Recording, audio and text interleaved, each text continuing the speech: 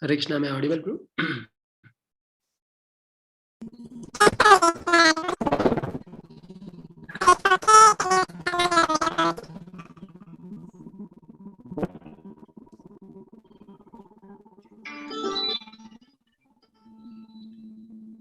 Connected, ready for use.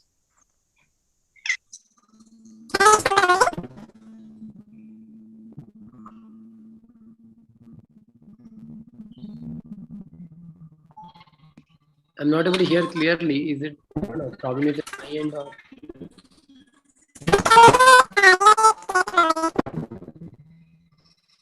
Ravi Lochin, are you able to hear me?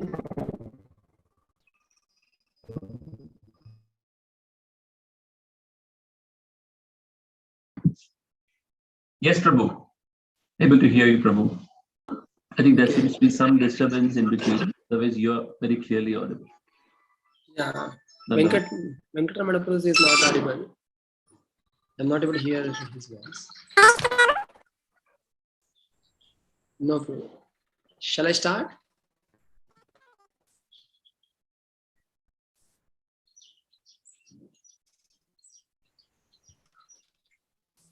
Yes, Prabhu, I think you should start.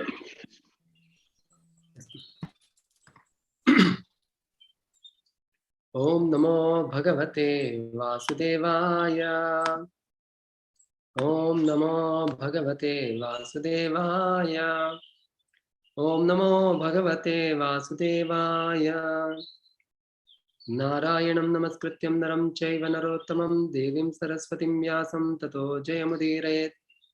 Nashtaprayeshu Abhadreshu Nityam Bhagavata Sevaya.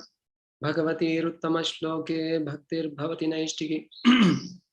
Krishnaya Vasudevaya Devaki Nandanaya Cha Nanda Gopakumaraya Govindaya Namo Namaha.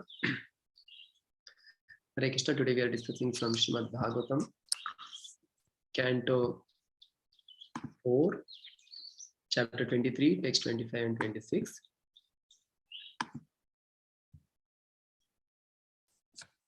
Devyauchuhu Aho iyam vadurdhanya ya chaivam bhujam patim sarvatmana patim bheje yajnesham shrir vadhuriva. Translation and purport by His Divine Grace Bhaktivedanta Swami Srila Prabhupada. The wives of the demigod said, all glories to our Queen Archi. We can see that this queen of great King Prthu, the emperor of all kings of the world, has served her husband with mind, speech, and body, exactly as goddess of fortune serves the supreme personality of Godhead, Yajnesha or Vishnu. Purport. In this verse, the words Yajnesham Shrir Vadhuriva indicate that Queen Archi served her husband just as the goddess of fortune serves the supreme personality of Godhead, Vishnu. We can observe that even in the history of this world, when Lord Krishna, the supreme Vishnu, was ruling over Dwarka, Queen Rukmini, who was the chief of all Krishna's queens, used to serve Lord Krishna personally in spite of having many hundreds of maidservants to assist her. Similarly, the goddess of fortune in the Vaikuntha planets also serves Narayana personally. Although there are many thousands of devotees prepared to serve the Lord, this practice is followed by the wives of demigods, and in days past, the wives of men also followed this same principle. In the Vedic civilization, the husband and wife were not separated by such man-made laws as divorce. We should understand the necessity for maintaining family life in human society and should thus abolish this artificial law known as divorce. The husband and wife should live in Krishna consciousness and follow in the footsteps of Lakshmi Narayana or Krishna Rukmini. In this way, peace and harmony can be possible within this world. I'll read the next one also. Seshanunam vrajatyurdhvam anuvainyam patim sati Pashyatasman atityarchir durvibhavena karmana. The wives of the demigods continued, just see how this chaste lady Archie, by dint of her inconceivable pious activities, is still following her husband upward as far as we can see. Both Prthu Maharaj's airplane and the airplane carrying Queen Archie were passing out of the vision of the ladies of the higher planetary systems. These ladies were simply astonished to see how Prthu Maharaj and his wife achieved such an exalted position. Although they were the wives of the denizens of the highest planetary systems, and Prthu Maharaj was an inhabitant of an inferior planetary system, the Earth, the king, along with his wife, passed beyond the realms of the king demigods and went upward to Vaikuntha Loka. The word Urdhvam, upward, is significant here. For the ladies speaking were from the higher planetary systems, which include the moon, sun, Venus, up to Brahmaloka or highest planet. Beyond Brahmaloka is the spiritual sky, and in that spiritual sky there are innumerable Vaikuntha Lokas. Thus the word Urdhvam indicates that the Vaikuntha planets are beyond or above these material planets. And it was to these Vaikuntha planets that Prthu Maharaj and his wife were going. This also indicates that when Prthu Maharaj and his wife Archie abandoned their material bodies in the material fire, they immediately developed their spiritual bodies and entered into spiritual airplanes, which could penetrate the material elements and reach the spiritual sky. Since they were carried by two separate airplanes, it may be concluded that even after being burned in the funeral pyre, they remained separate individual persons. In other words, they never lost their identity or became void or as imagined by the impersonalists. The ladies in the higher planetary systems were capable of seeing both downward and upward. When they looked down, they could see that the body of Prthu Maharaj was being burned and that his wife Archie was entering into the fire. And when they looked upward, they could see how they were being carried in two airplanes to the Vaikuntha Lokas. All of this is possible simply by Durvibhavena Karmana, inconceivable activity. Prthu Maharaj was a pure devotee and his wife, Queen Archie, simply followed her husband. Thus they can both be considered pure devotees and thus they are capable of performing inconceivable activities. Such activities are not possible for ordinary men. Indeed, ordinary men cannot even take to devotional service of the Lord. Nor can ordinary women maintain such vows of chastity and follow their husbands in all respects. A woman does not need to attain high qualifications, but if she simply follows in the footsteps of her husband, who must be a devotee, then both husband and wife attain liberation and are promoted to the Vaikuntha Lokas. This is evinced by the inconceivable activities of Maharaj Prthu and his wife.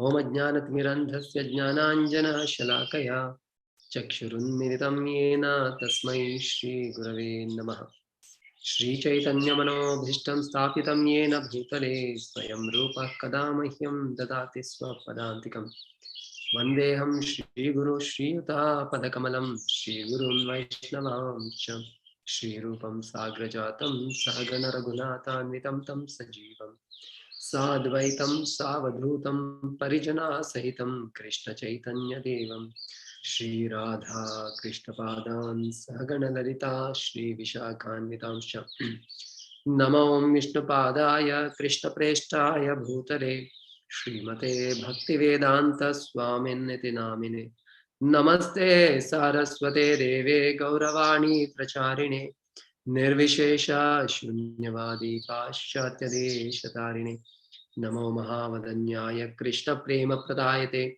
Krishnaya Krishna Chaitanya Namine Gauratvishe Namaha He Krishna Karuna Sindho Dinabandho Jagatpate Gopesha Gopika Kanta Radha Kanta Namostate Tapta Kanchana Gaurangi Radhe Vrindavaneshwari Vrishabhanusute Devi Pranamami Haripriye Vancha Kalpatarubhyascha Kripa Sindhubhya Evacha Patitanam pavanebhyo Vaishnavebhyo Namo Namaha. Neelachala Nivasaya Nityaya Paramatmane Balabhadra Subhadrabhyam Jagannatha Te Namaha. Jai Shri Krishna Chaitanya Prabhu Nityananda Shri Advaita Gadadhara Srivasadi Gaura Bhakta Vrinda. Hare Krishna Krishna Krishna Hare Hare Hare Rama Rama Rama Hare Hare. Mukam karoti vachalam pangum langhayate grim yatkripa tamaham vande Shri Guru Dinatarinam Paramananda Madhavam Shri Chaitanya Ishwaram.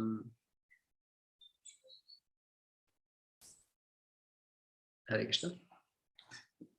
I seek the prayers and blessings of all the devotees assembled so that I can share some things based on what I have heard and to the whatever my limited understanding is based on that I try to share.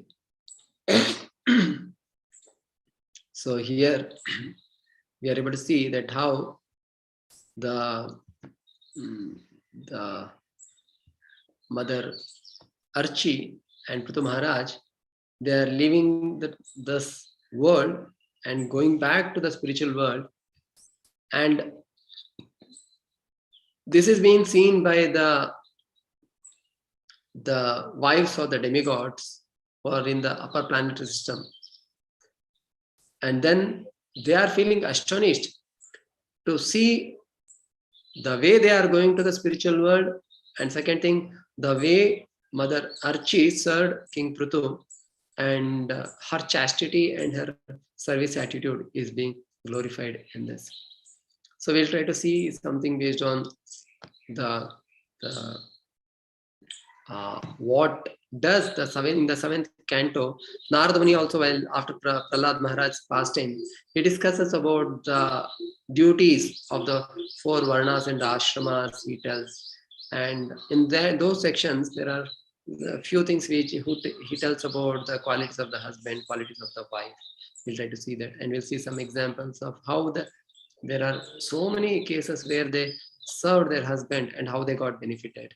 And also we'll see that here also Prabhupada says the wives or demigods, they could see the description of the Brahmaloka and all comes. So we are very fortunate to be present in this world.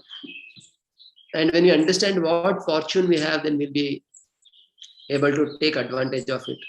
Sometimes the people who are very close to the Himalayas may not be able to understand the greatness of the Himalaya or understand the beauty of the Himalaya, who are staying just at the foothills. But one who comes little away from the foothills and sees the Himalaya, then it appears to be very beautiful and attractive.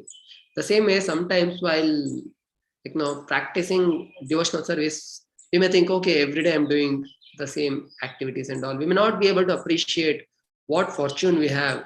But when we go a little away and see, like these demigods are seeing, then we'll be able to appreciate what fortune we have, and we'll be able to become more serious. So that we'll see from the 5th canto of Srimad Bhagavatam, wherein the residents of the Jambu Dvipa, the demigods, they are offering prayers. What is their prayer? That we'll try to discuss. And Prabhupada, although very nicely in the first shloka, Prabhupada tells about how the husband and wife should be, and how there should not be any concept of the man-made law of divorce. Prabhupada mentions, and the same thing, husband and wife can be taken as a sadhaka and the guru and the disciple, or the authority and subordinate also can be taken. And along with that, also Prabhupada in the next verse, Prabhupada nicely gives a balanced outlook of how that the wife should follow the husband, and husband also should be how he should also be, what should be his this one. Prabhupada nicely does the samanvaya. So we'll try to discuss a little bit over these few aspects. So in the beginning, like of the verse, all the demigods, when they saw this Queen Archie, like they are appreciating her service attitude. So the same way, it is our service attitude which will be appreciated by everyone, and even the Lord also sees our service attitude, and that's what He is pleased with. That's why Bhaktisiddhanta Saraswati Thakur used to say that don't try to see Krishna, but try to serve Krishna in such a way that Krishna wants to see you. Because if we see with our limited, like this charma chakshu, we may not be able to get any much benefit. But what we want is the kripa kataksha of the Lord, or we want to come in front of the deities to get His kripa. It is used. The Jagannath, we see that the right, the circle around his eyes. Once His Holiness Bhakti Purushottam Swami Maharaj was telling, what does that red, that color means? Is His causeless mercy. He is kripa. He wants to give His kripa to whoever comes in front of Him. That is the thing. So that way here Prabhupada also explained that how Mother Archie served King Prthu in such a way that by that service, she was so much, the relationship was so strong that the moment the husband would leave the body, the wife would feel the whole world become vacant, or what is the use of staying? And Chaitanya Mahaprabhu says, Yugaitam Nimeshena, that the whole world appears to be vacant, and also the every moment appears to be years and years. Why? Because they would really feel that separation. And when a person feels the separation, then the relationship is very strong. And how to make that relationship? That is also through the service.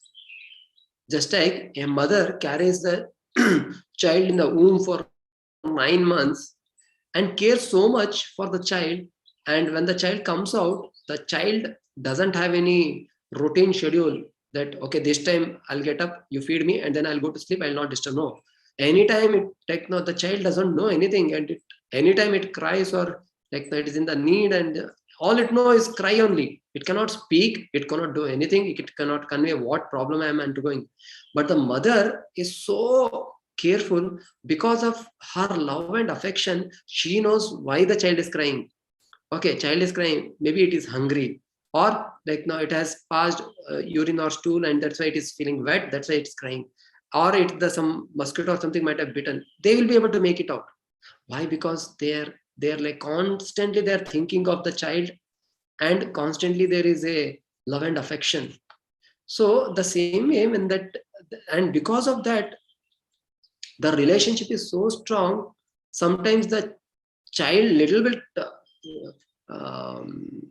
skid or fall down, the mother will feel the pain more than the child.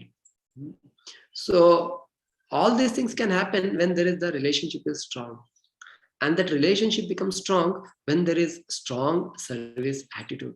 When that strong service or the strong relationship is there, then one will not see that the other person has something or doesn't have something, or whatever may be the shortcomings, it doesn't matter.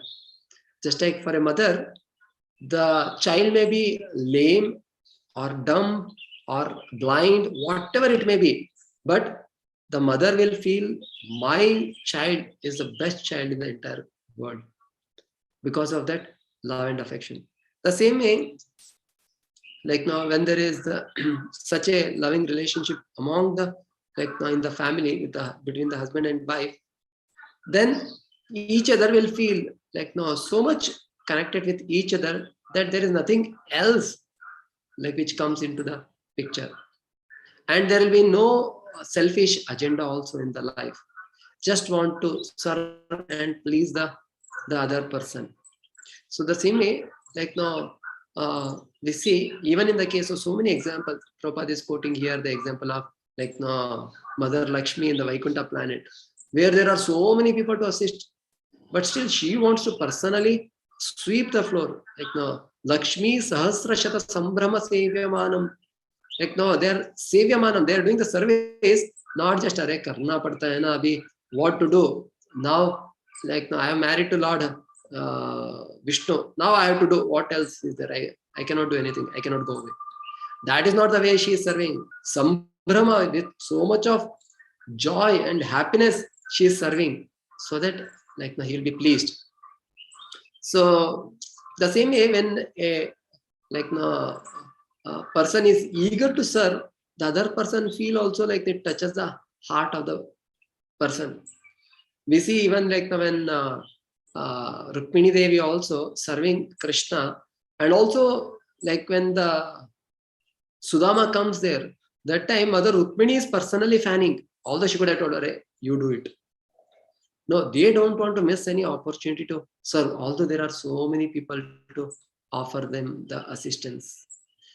So that is their eagerness to render the service. So where there is service, then there the love, affection, attachment, like no, that also develops. So when that misses, then in that such relationship there can be selflessness. But when that misses, when there is no service, then there will be no affection. And when there is no affection, there is no strong bonding. Then for every small cause, there can be disturbances in the mind, and there can be like no. It may start with the mind, and then the speech and the body. The actions may come out. Here we see that how Mother Archi, she served her husband with mind, speech, and the words. Like no, the service of the like no body one may serve, but sometimes one may think like in the speech there may be harsh. Like now, if, just imagine if a like the chappan bhog is given in a plate and it's told, "Arey, kha le tu, pura bhuka hai kutte ke tarah."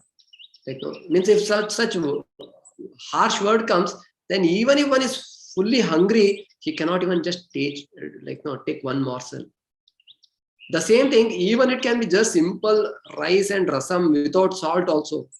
Still, if it is given with love and affection, the person may feel, okay, little salt is less, but that love will, what you can say, compensate for all other whatever lacking. And the same thing, whatever is there in the mind, it comes out. So it comes first in the form of the thoughts, then the speech and the physical, this one. So that's why when that attitude is there of the service, then all other things also follow. That's why Prabhupada writes in the Nectar of Instruction that advancement of a devotee depends on the attitude of the follower. So, and once like now in the Hyderabad, they are making a there is Gachibowli and that not Gachibowli, yeah, I think Gachibowli.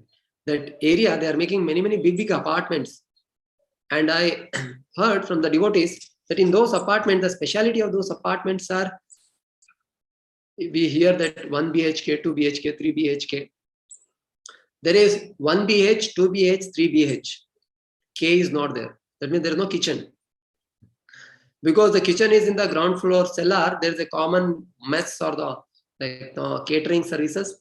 You just call and then okay, I want breakfast for 2 people, and what item I want, immediately it comes to the door.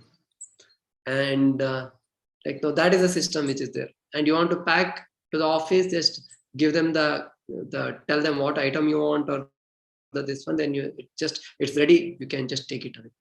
So if that is the case, then there is no service which is rendered by the wife to the husband or husband assisting the wife or something. In that, when there is no service, then there cannot be any real love and affection. And at every small thing, there can be difference of opinion, and then there can be the separation.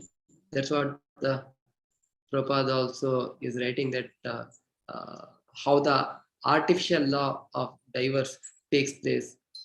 And even Prabhupada is writing this when Prabhupada is in the West, and Prabhupada is seeing that how at a small causes, people are separating out and there is no relationship. So even after staying for 10, 15, 20 years. Why? Because although they may be staying together, but there is no, the heart to heart, that relationship has not formed. Whereas on the other hand, we see in the case of Devahuti also we have heard, Mother Devahuti, she is like, no, she comes from such a rich, like, no, background, like, no, daughter of Manu. He is ruling the entire, this one. And she comes to a hermitage and she stays there. And okay, at least if, even if when she came, if it were to be the case that okay, husband is taking care and like, no, loving and affection, when that the love and affection can negate all other things, whatever is not there. But he just goes into his samadhi and he is just like, no, doing his tapasya and she is serving. Just imagine if such things happens in today's world, like a couple is married and like, no, the husband is like, no, not paying any attention to the wife. Just immediately like the wife will tell her, why did you marry me? If that were to be the case, like you could have married someone else, or you could have remained like, no, celibate. So, but she didn't. She served, and seeing that service attitude, the Kardama Muni was completely like, no, his heart was completely melted. And then to satisfy her, without she asking, in the like in the purport also it comes that like, no, he created that whole. She asked, okay, please give me the child. She asked for the child, but she didn't ask for any mansion or any beauty or anything. But then Kardama Muni understood, okay, then like she wants a child. Then like now, for that, what atmosphere is needed? And then he created the aerial mansion. And after that, like he thought, okay, she is like, no, her body has become such emaciated. She should have a beautiful body. And then like, no, he gave her the beautiful body, everything he fulfilled. So that very nicely we see. So we'll see from the Srimad Bhagavatam 7th canto, it speaks about the qualities of the what qualities or the duties expected by the husband and the wife. This is based on Nardmuni, is this one. This part I like Rasham had shared in one of the this one. Then I'm just sharing from that. So in our life, like as per the scriptures also, Krishna, like the 4 ashramas and the 4 varnas are there, and the 4 ashramas are brahmacharya, grahastha, vanaprastha, and sannyas. So the same age is like there is like the cycle of life, where from the age 0 to 25, it is brahmacharya. It is the age for learning and growing.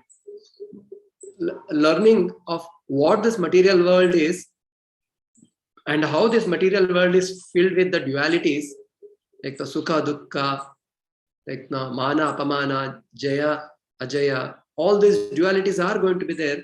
Understanding that, learning that, and growing with that, how not to be disturbed by the dualities of life. So with that, he grows till the age of 25, and at the age of 25, when he like now, if he decides that I want to enter the next ashram, there is a grahastha ashram that is between like the next one, that is between the 25 to 50.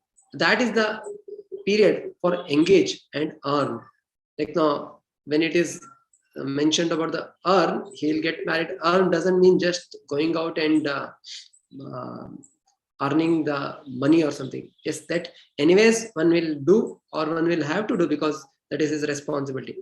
But what it is mentioning about the 25 to 50 is the engage and earn, is engaging in the devotional service with the wife or the other husband and earning the bhakti sukruti, because it is each other supporting one another to grow in the bhakti or advance in the bhakti.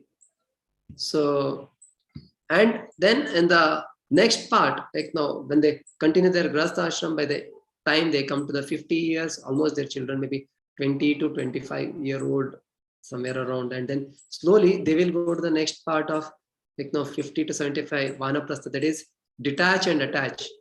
That is detaching from the material life, reducing the responsibility slowly, and giving those responsibility to the grown-up children, and attaching themselves more and more to Krishna and the spiritual life. And when this is done in the last stage of the life, there they can, from 75 to 100, it is pray and prepare, understanding that now we need to leave this and we need to go to the spiritual world. For that we will prepare. Just like we see that here, Prthu and Archie, they both are going to the spiritual world together. And and in this it mentions that what are the qualities of the husband. The first one is the husband should give the protection to the wife, giving both the physical and emotional protection. Physical protection in the form of nobody should should hurt or disturb or anything, and from that perspective, and also emotional support by making her feel that I'm there always for anything, any difficulties. And then he should be a provider, that is providing the necessities and needs of the family. Not that, oh, I'm practicing bhakti, no, we should be depending on Krishna, or not the negligence, or not thinking that, okay, I'll not provide or something. No, whatever is necessary for the, or needed by the wife, the husband should provide. And while protecting and providing the needs and the necessities of the life, he should be a guide also. He should become a spiritual as well as a material guide to the family by following the directions of Guru, Sadhu and Shastra. It is said in the Vedic times, the husband would follow the Guru, serve and follow the Guru. The wife would serve and follow the husband, and the children would serve and follow the mother. And that way, it is like a train where the engine is the Guru, who is taking the whole train back to the spiritual world. So next it mentions there says about the qualities of the wife. So wife should be chaste, like Rukmini, who says that Krishna, I want only you and no one else. And she says, if you read that Rukmini Mangala there, she says that Krishna, if I don't get you as my husband, I'll wait for 100 years, 100 lifetimes, not 100 years, 100 lifetimes performing severe austerities, but I cannot have anyone other than you. The same way, wife also should be chaste, I want to serve you only. In no one else is there, or not appreciating or glorifying someone else is better than you or something. And serving the husband. When the wife serves the husband wholeheartedly, then the wife conquers her husband's heart by her service, that the husband voluntarily agrees to become her servant, in the form of that providing all and doing whatever is needed by the wife. That way, by serving the husband, wife becomes the queen of the house, although the husband may be the king of the house. And that way she will rule over the husband with love and affection, not with the attitude of wanting to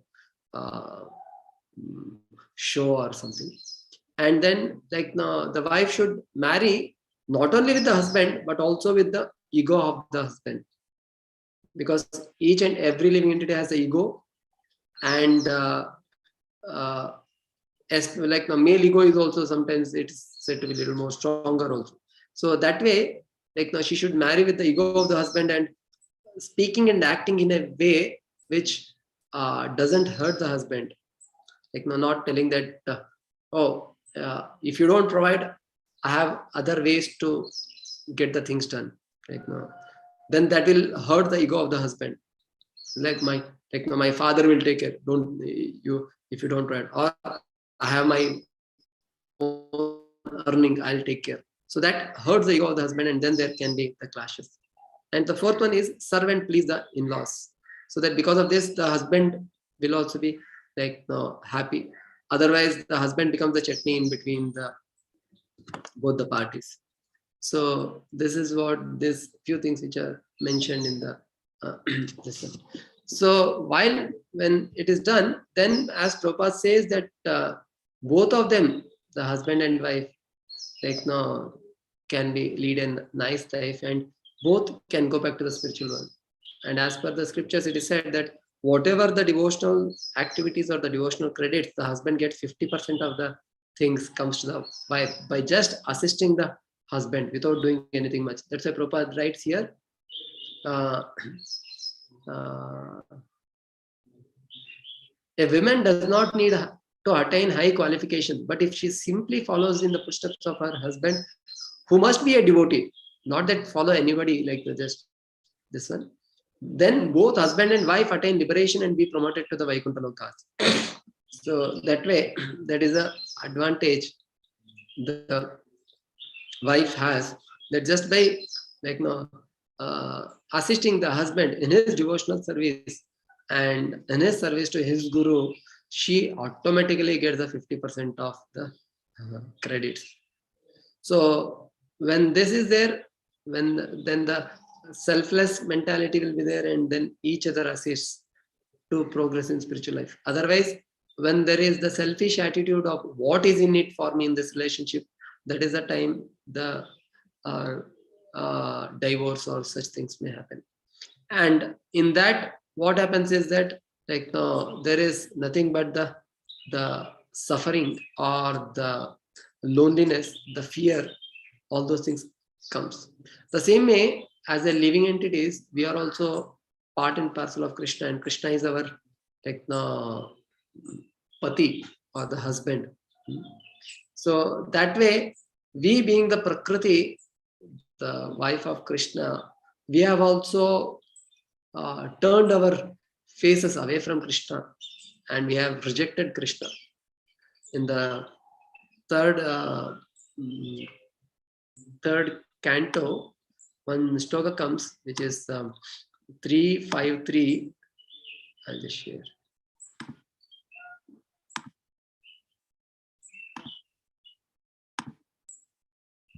It says, Janasya Krishna Vimukhasya Daivad Adharmashilasya Sudukhitasya Anugrahayeha Charanti Nunam Bhutani Bhavyani Janardanasya. So the common man, Janasya Krishna Vimukhasya, like now that they have Vimukha, that is turned their face away from the Krishna. And because of the how it is happening, because of the Daivad, that is because of the illusory energy of the Lord Maya Devi, they are so much attracted to the Maya Devi that they have turned their like face. And because of that, what happens? Adharma Shilasya, and like now they are doing all the wrong this one, and that is leading it to Sudukhitasya, not just Dukha, like no too much of suffering. So when such people are suffering in this material world, to give them the anugraha, like, or to give them the mercy, anugrahayeha charanti nunam bhutani bhavyani janardanasya, the devotees of the Lord, they travel charanti, they go there, and then they give them the Krishna bhakti, so that they can turn towards Krishna, and then when they turn towards the Krishna, they will be happy. Just there was a story in the Bible which was prodigal son. How the son wanted to be independent and he leaves the father, and then when he leaves the father and goes away, that was the time he was in the distress, and like everybody rejects him, and then he was in the some ghettos, and then like trying to find out how can I leave. But at that time, when one of the friend of the father, he saw that he is son of my friend, he went and brought him to the father, and he was, when he went to meet the son, he was feeling that will my father accept me back? Like, we have rejected Krishna, will Krishna accept us? But Krishna is so loving Father that we see in the case of the Gopakumara also, when he went to the Goloka, he's eagerly waiting to embrace Gopakumara. The same it is said that the Krishna embraces each and every living entity when they enter the Vaikuntha Loka, like a loving Father. So that is done by the great souls who travel and preach and want to bring back these souls. That's what Srila Prabhupada also did. That when he saw that the people are suffering, then he went to the West based on his the direction given by his spiritual master to bring all those living entities to the Krishna Bhakti.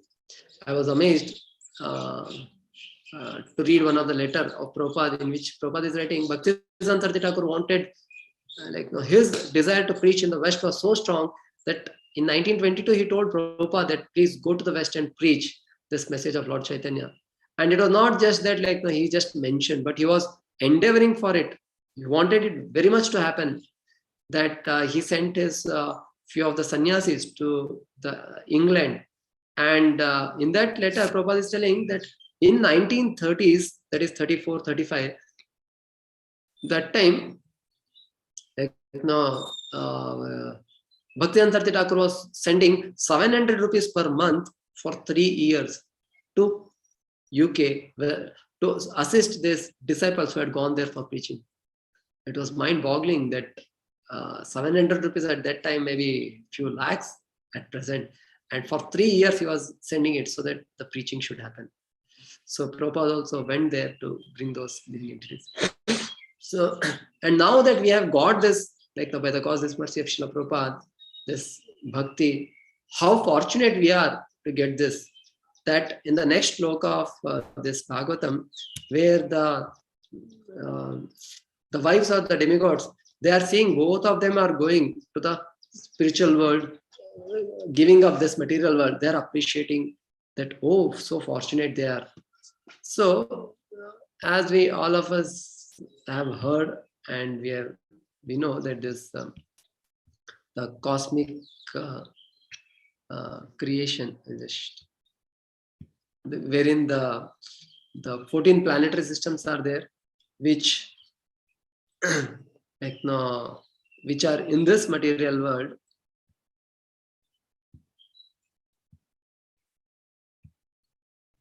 Yeah.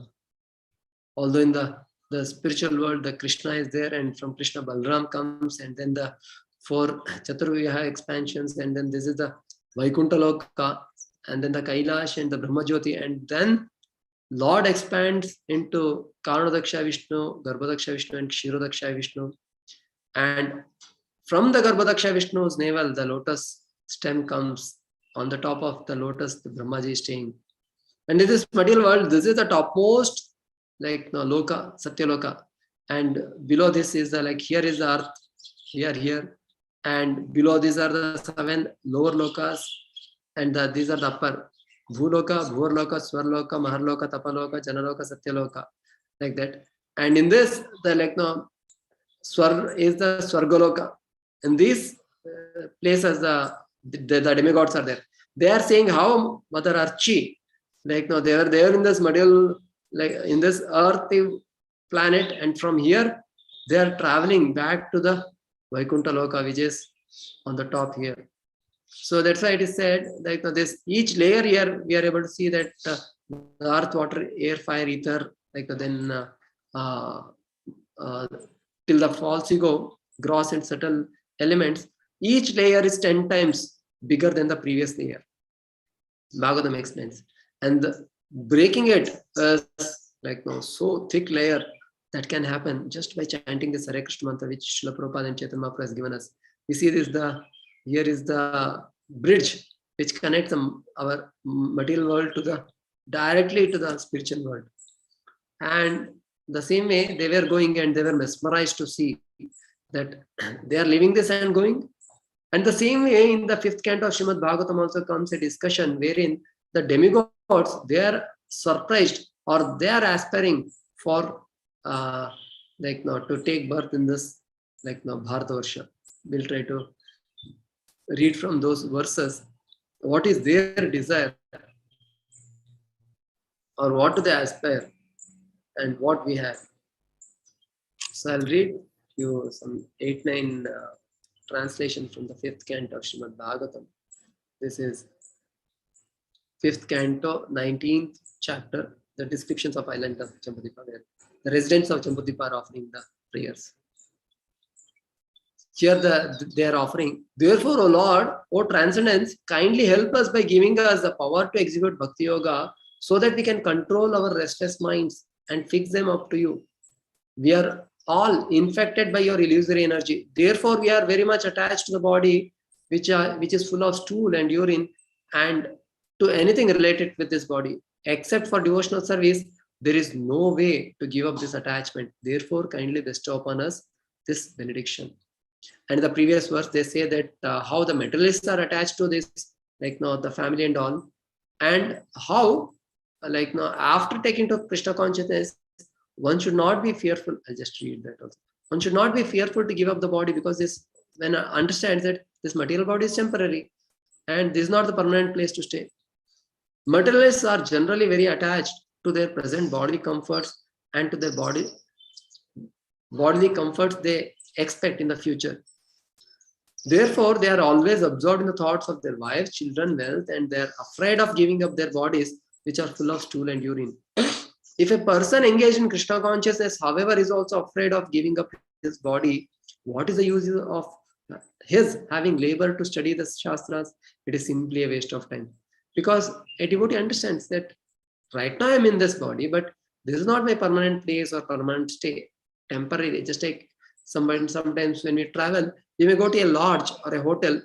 It is not a permanent place. We are there for 1, 2, 3, 4 days till the time work is over. Then we come back to our home. The same way, this material world or the body is not the permanent place. We see Prabhupada also writes in the purport that how Madharachi and Prthu, they entered the fire, and after that they gave up their material body got burnt, but in their spiritual body immediately they got transformed and went to the spiritual world. The same way, even like now in case of Narad Muni also, in that section it comes that Narad Muni was meditating on the Lord, and then eventually, just like the lightning, he gave up this material body and then he got this spiritual eternal form and went.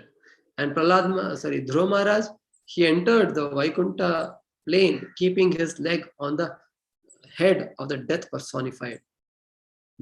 So, of whom everybody fears in this world.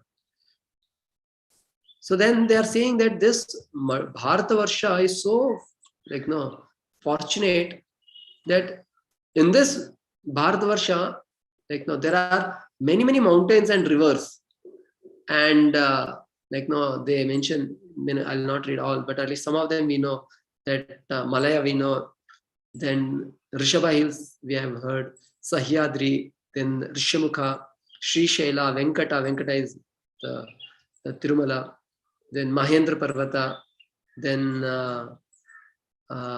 Drona, Chitrakuta, Govardhana, all these holy hills are there. And the next, they mention about that there are so many holy rivers which are flowing here, so auspicious. Like the people who take birth in this tract of land are divided into 2 categories based on the qualities of material nature. And personalities, some are ordinary human beings and some are extremely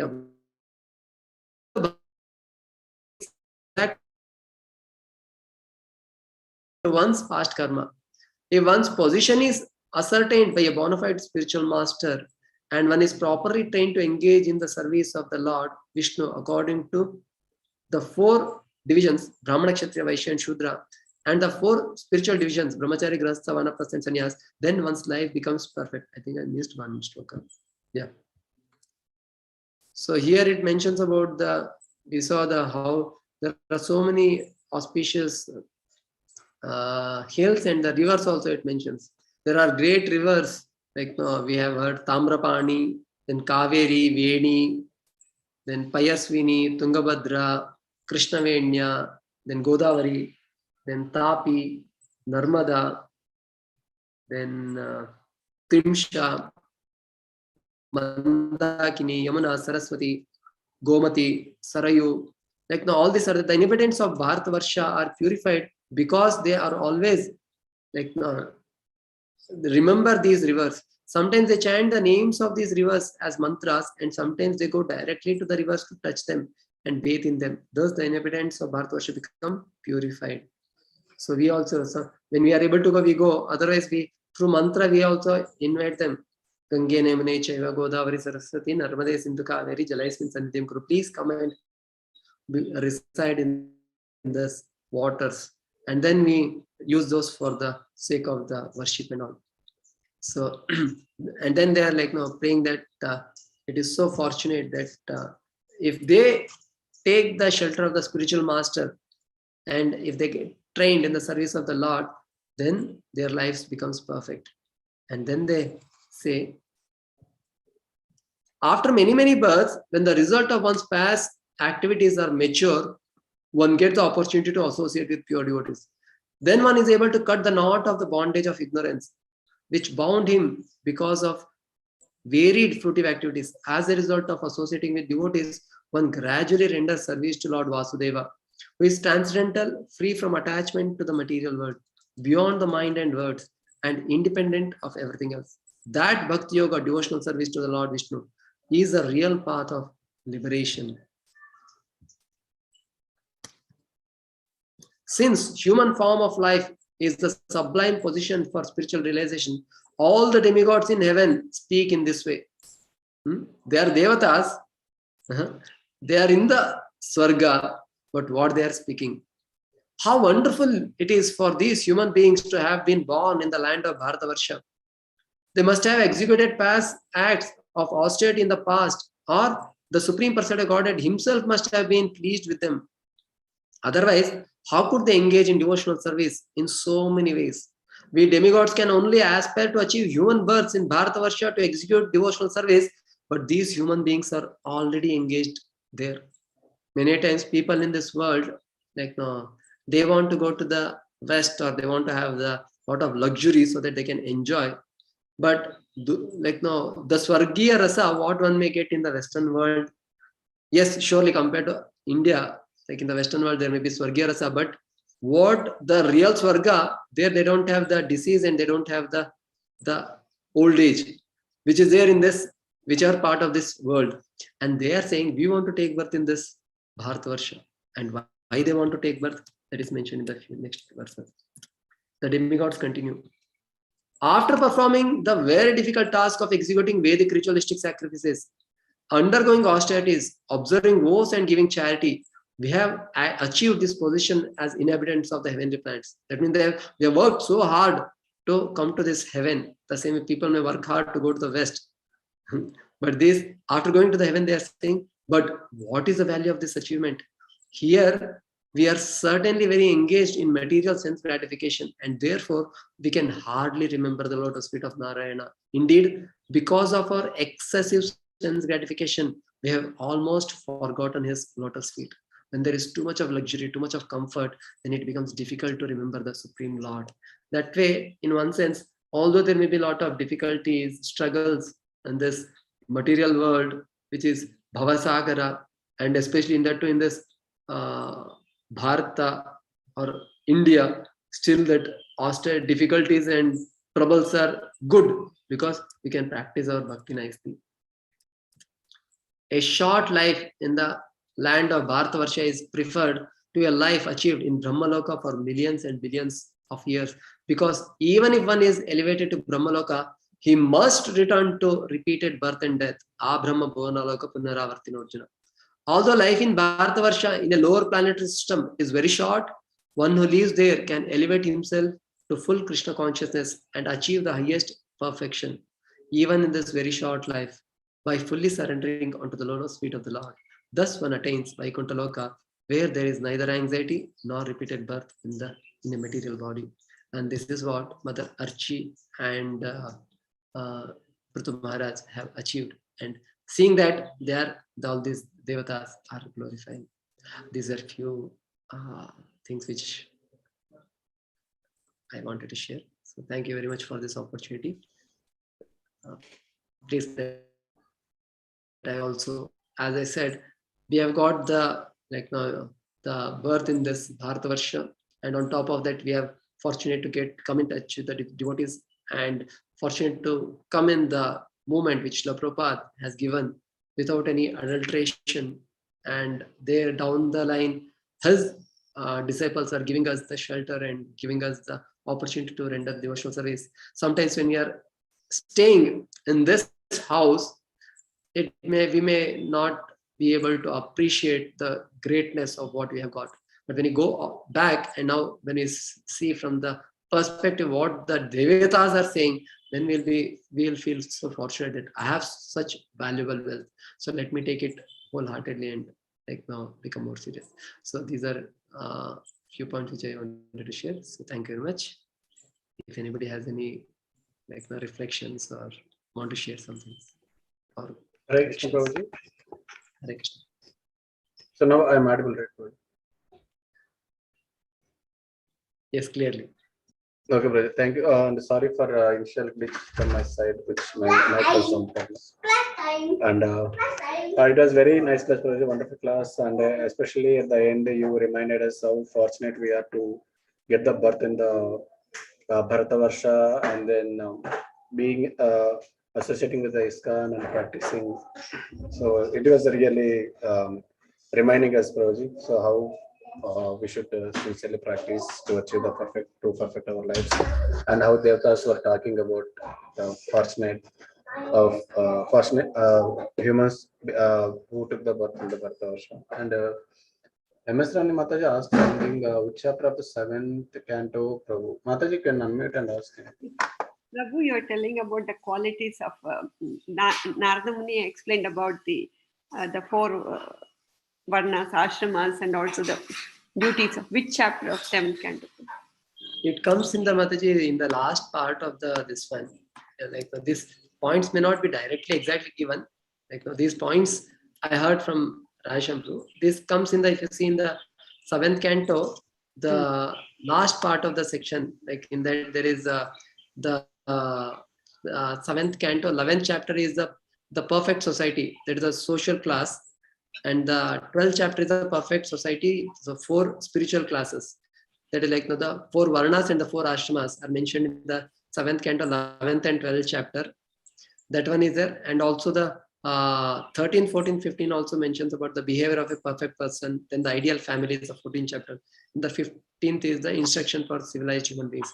These are the the chapters. After 11th chapter onwards, 11 to 15. These are the chapters where the discussion about the whole Grahastha ashram and all these things come. Okay, Prabhu. Thank you, Prabhu. Prabhu, one question out of the thing, which I hope others don't mind me. Like, for example, I know I also love my country. India is the best, I feel, because it's a very, I don't know, I feel. But suppose if somebody is there in America, should we call them back to come to India and encourage? Because they feel that's like heaven, they have everything and all that. What do you? I don't know. Huh? It depends on this one. If they're able to practice their bhakti nicely, or if they're able to, then it may not be they can practice there also. Because Bhakti Tirtha Swami Maharaj, when he was about to leave his body, then when he was asked, should he take you to the Vrindavan or Mayapur, then he said, no, I want to leave my body there only. It was in the Gita Nagari, because Prabhupada said that my temples are not different from the Vaikuntha. So that way, if I am here, then it doesn't matter. So he wanted to stay there only and leave the body. So that way, if they are able to take wherever they are, if they are able to practice their bhakti, then it need not be. But what happens is, as the Devatas are telling, when the comforts are there, then it becomes difficult to remember the Lord or the Sir. But that doesn't mean that Prthu Maharaj was also the emperor. He did such glorious activities, but still, with having all those things, still he was able to remember the Lord and continue. And the Pandavas, we see, they were the rulers. But although they were the rulers of the entire world. But when Yudhishthira Maharaj had Krishna has left the world, he was not attached to it. He was doing it as a duty, but although he enjoyed all the royalship, but his focus was on bhakti. The same way, if somebody is able to do that, then there is nothing wrong. But if they are not able to, if they are getting difficult for that to do, they may be. And second thing, it is really a theoretical question, because I have never gone there and I don't have the experience. Maybe Venugopal Prabhu or some other devotees have gone there and seen, and they may be able to better give what would be best. No, this is Premadatta here. Yes, Prabhu. I just want to make a comment here. Mataji has actually brought a very good point. I've been to that side, and Venugopal also has been, and many people, even Narahari Prabhu has been out and seen. I'll tell you, there are many Indians who are into devotional service. They want to go there, earn quick money, come back, and maybe serve Prabhupada. So as long as Mataji's question, should we inspire? I don't know whether she's saying that those Indians who have gone there and have got deviated, does she want them to come back? Or she wants all the people in US to come to India to at least take darshan? Those are from here who have gone there. Should we call them back?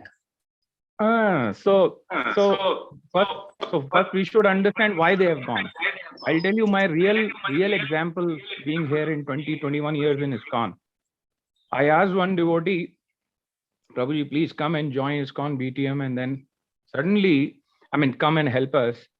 And he kept on saying, yes, I will come. And after 6 months, he sent me a letter sent me an email saying that, Prabhuji, I'm in Canada.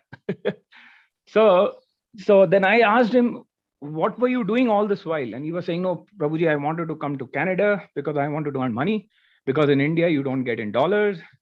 So there are reasons of devotees. You can't say they are right or wrong. It's their choice. Krishna has created this material world for all of us to make some choice. And depending upon that choice, the reactions come.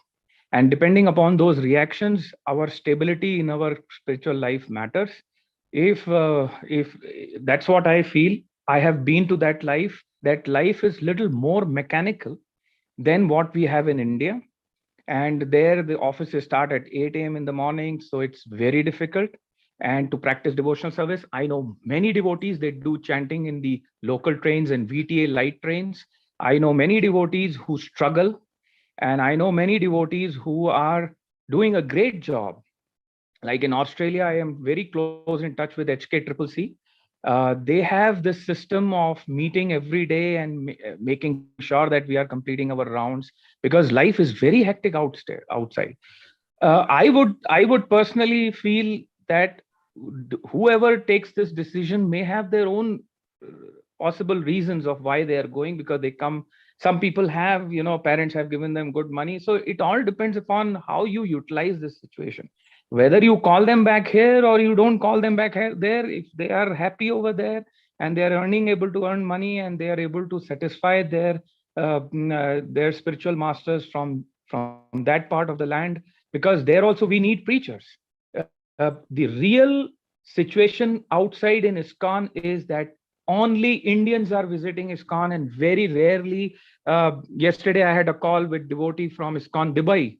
I don't want to take the name, but then they're all facing problems because everybody is so hectic life. Nobody has time to come. The brahmacharis are facing pressure over there in all the temples. So I think more and more Indians, if they have taken the decision to go there, they should go there. But they should then have super sadhana, and then they should. So calling them back here is not a solution. It's not at all a solution. It's just that wherever they stay, they should do good devotional service to the satisfaction of the Lord and the spiritual master, not for their own satisfaction. Thanks, Prabhu. Is there time? I just wanted to. Yes, Prabhu. Share my thoughts. Thanks, Prabhu. Prabhu shared practical things. I think we are not aware what if it is devotees living anywhere. Like in all cases, we see even in purports and Prabhupada's discussions, for devotees, all these rules and aspects, right, have to be more carefully applied. We cannot like what we say for those who are not come onto the path. It's a different thing because their aspirations are different. So if like Prabhupada always said, don't subtract anything, add Krishna. So we can encourage them to add Krishna wherever they are, because we may have a ideal situation, but we don't know what all different challenges people are having across in their life. So unless we have insights, we cannot guide. But otherwise, we can just encourage them to add Krishna wherever they are and connect them to devotees. So I think that's ideal. And then Krishna and process Prabhupada and Acharyas have given will do the magic. So that's like, and yeah, if it is destined, you will come back. But like I came back, so I am just giving personal experience.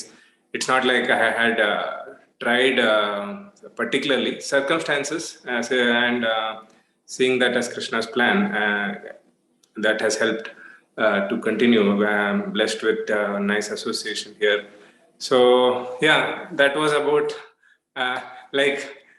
like we hear in Bhagavad Gita, once the pious credits are exhausted, we have to come back. So we don't know where we have to go.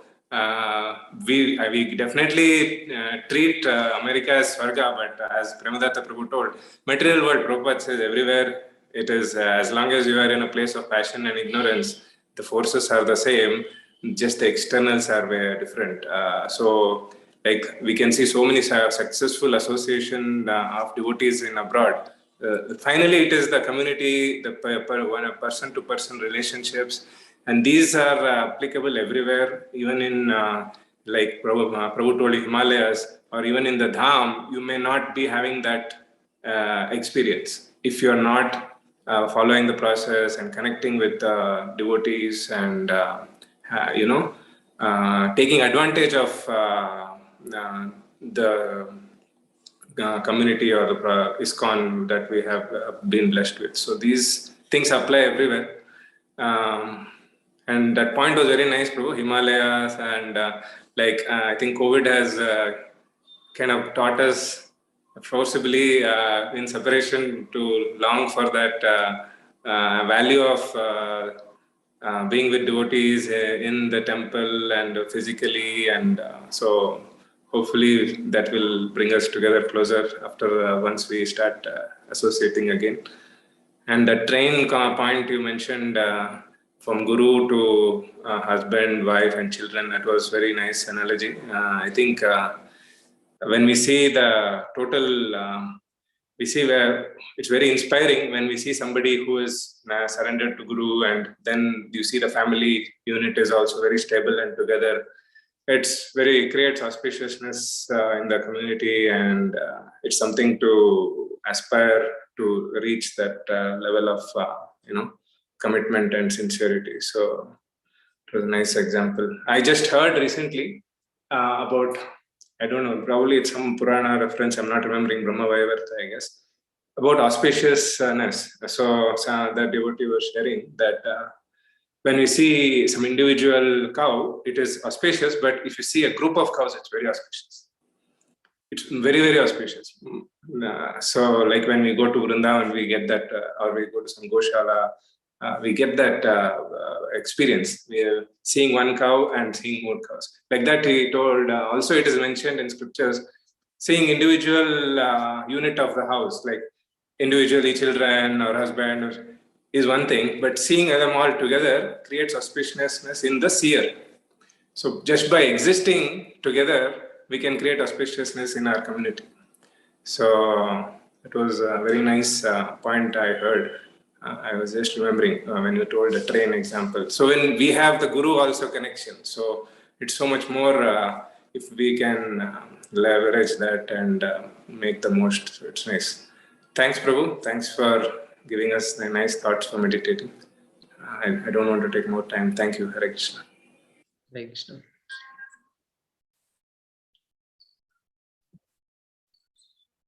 Hare Krishna, Prabhu. Thank you for the wonderful class today. Hare Krishna. wonderful realization in terms of how we see a family, as I said, as one unit, and everybody has got a role to play, and it's just that we need to just fit into our role, then everything falls in place, and then keeping Krishna and Guru in the center. Wonderful. Thank you. Thank you, Prabhuji. Due to time constraint, we'll end the class with Vaishnava Pranam. Patitanam Pavanebhyo Vaishnavibhyo Namo Namah. Ananta Koti Vaishnava ki jai. Srila Prabhupada ki jai. Grantaraj Srimad Bhagavatam ki jai. Lord, Thank you very much.